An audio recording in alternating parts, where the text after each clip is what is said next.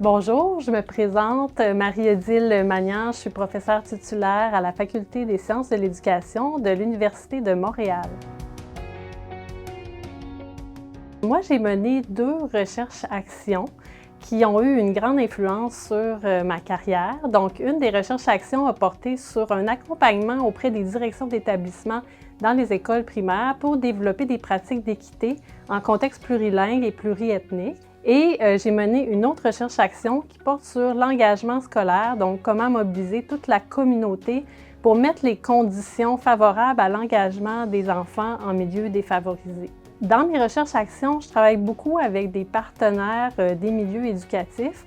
Donc, dans une des recherches, j'ai travaillé avec le Centre de services scolaires de Montréal et dans une autre recherche, avec une école montréalaise pour tous qui accompagne en milieu défavorisé les écoles. Dans le cadre de la recherche-action auprès des directions d'établissement, on a créé un web documentaire qui s'appelle « En route vers l'équité ». Et ça a beaucoup influencé la formation initiale et continue en éducation. Ça a mené à la création d'un cours obligatoire que j'ai créé, qui porte sur le leadership d'équité des directions d'établissement. Ça a mené aussi le Centre de services scolaires de Montréal à inclure une compétence d'équité dans son référentiel de compétences des directions d'établissement. Et donc, ça a influencé aussi plusieurs cours qui sont donnés dans les universités au Québec et même à l'international. Donc, le web documentaire peut être utilisé par plusieurs milieux, que ce soit en milieu scolaire ou en milieu universitaire, pour la formation initiale et continue. Donc, pour mener à bien une recherche-action, le dialogue est très important. Donc, dialoguer avec les partenaires, prendre le temps de discuter du projet de manière aussi horizontale. Donc, dans la recherche-action, il faut amenuiser le plus possible les rapports hiérarchiques entre les chercheurs, chercheuses et les partenaires.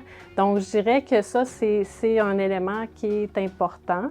Le respect, l'écoute, l'ouverture, c'est aussi des éléments qui sont très importants dans la recherche-action.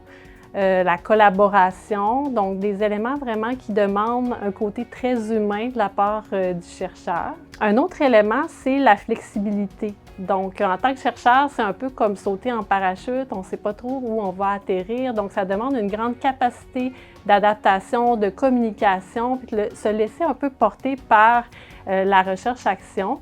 Je dirais que dans mes 2 projets, je ne savais pas tout à fait où ça allait nous mener et ça a été assez merveilleux ce qui s'est déroulé. C'est sûr que dans une recherche-action, il y a une complémentarité des expertises, des ressources, des organisations. Donc, je pense que c'est important de valoriser les différentes expertises.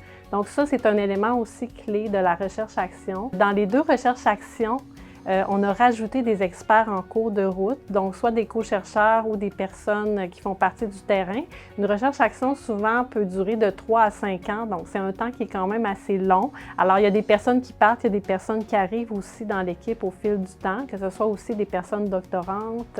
Donc, c'est sûr qu'à chaque fois, dans le fond, qu'on a des besoins qui émergent. Ça arrive beaucoup dans une recherche-action, mais là, on va chercher la personne experte qui peut venir nous aider à continuer la réflexion puis à progresser. Les bénéfices les plus significatifs pour moi, c'est tous les apprentissages que j'ai faits en tant que chercheuse, mais en tant qu'humain aussi.